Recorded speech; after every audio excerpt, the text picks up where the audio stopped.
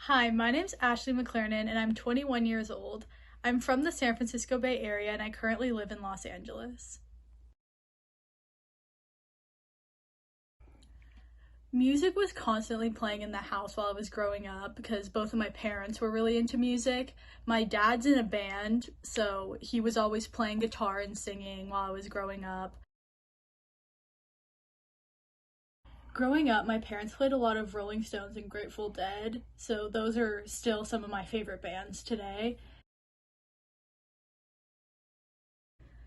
Once I got a bit older, I really liked One Direction. So they're still like one of my favorite bands. Just like they're very nostalgic for me, and I just love all the songs.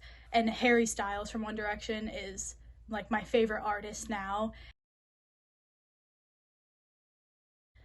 In December of last year, BTS were playing their first in person concert since the start of the pandemic, and I was lucky enough to get tickets at the very last minute. But unfortunately, the day before my first show, I tested positive for COVID, and I was really upset, so I had to sell my tickets at the very last minute. But luckily, they announced new shows in Las Vegas, and I got tickets to see them there, so I'm really looking forward to it. In 2021, I saw Harry Styles 4 times, I saw the Jonas Brothers, and I also saw the Rolling Stones twice. When I saw Harry Styles, he was doing an arena tour.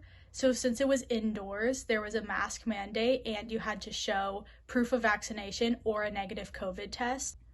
Although I wasn't at these shows, the BTS concerts in Seoul in South Korea had very strict COVID restrictions.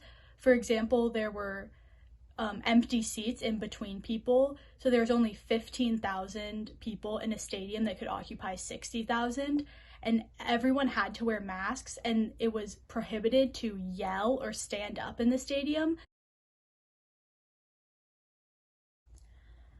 Although they're obviously not the same as being in person at a concert, I still think they're pretty cool under these circumstances.